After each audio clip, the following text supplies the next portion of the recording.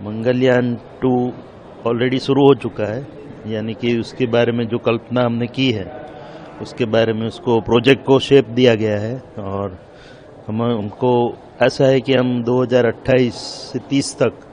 ये प्रोजेक्ट ख़त्म कर लेंगे। अभी ऑलरेडी शुरू हो चुका है जैसा मैंने बताया, तो नेक्स्ट 3 to 5 ईयर्स में। और उसमें मंगलयान 1 में तो हम मंगल ग्रह के आजू बाजू हमने एक उपग्रह यानी कि सैटेलाइट को छोड़ा था जो उसका इमेजिंग कर रहा है और उसके बारे में हमको जानकारी देता रहता है। और इस बार हम वहाँ पे लैंडिंग करेंगे, जैसा कि चंद्र पे यानी कि चंद्रमा पे हमने चंद्रयान 3 के माध्यम से सॉफ्ट लैंडिंग किया था, उसी तरह से मंगल ग्रह पे सॉफ्ट लैंडिंग करेंगे। और आपको आश्चर्य होगा जानकर कि मंगल ग्रह पे उतरना यानी कि लैंडिंग करना चंद्र के मुकाबले इजी है, यानी कि सरल है, क्योंकि वहाँ पे थोड़ा थिन एटमॉस्फेयर है,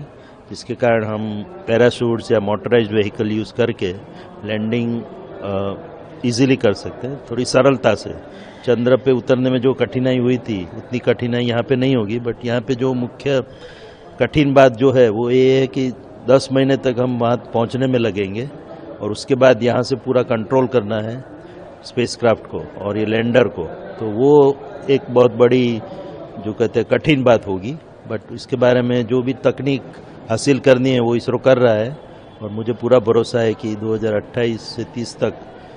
ये शुभ जो न्यूज़ है वो सबको मिलेंगे कि भारत ने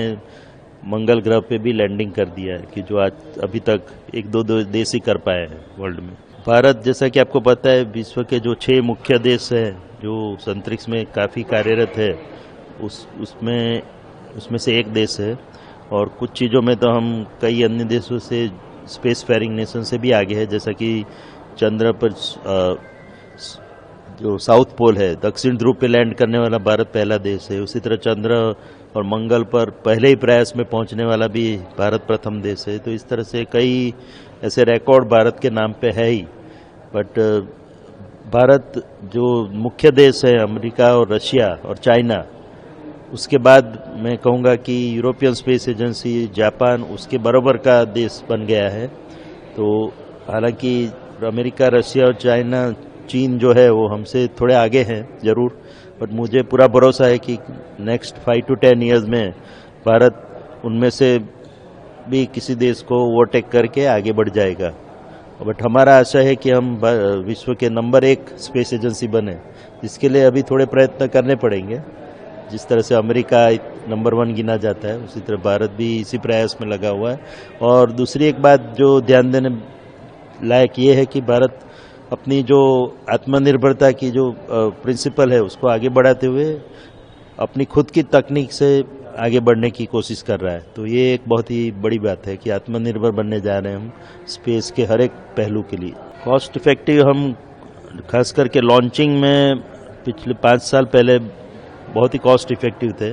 बट पिछले 2-3 साल से आपको पता होगा कि एलन मस्क ने जो स्पेसएक्स कंपनी स्थापित की है और उसके द्वारा जो लॉन्चिंग करता है वो अभी हमसे लगभग आधे दाम पे कर रहा है। तो उस तरह से अभी हम उतने कॉस्ट इफेक्टिव नहीं रहे लॉन्चिंग के मामले में, बट सैटेलाइट बनाने के मामले में, टेस्टिंग के बारे में, एप्लीकेशंस के मामले में और उपग्रह के जो पेलोड्स है वो बनाने में हम अभी भी वर्ल्ड में सबसे कॉस्ट इफेक्टिव है। और बहुत ही कम लागत पे हम जो सैटेलाइट बनाते हैं बहुत कम लागत से बनाते हैं, बट लॉन्चिंग के मामले में अभी हम थोड़े पिछड़ गए हैं, क्योंकि एलन मस्क बहुत ही सस्ते दाव पे, क्योंकि एक साथ वो कई सैटेलाइट लॉन्च करता है तो वो उनको एडवांटेज मिलता है। हमारे लॉन्च व्हीकल की लिमिटेशन है वेट कैरिंग कैपेसिटी के कारण।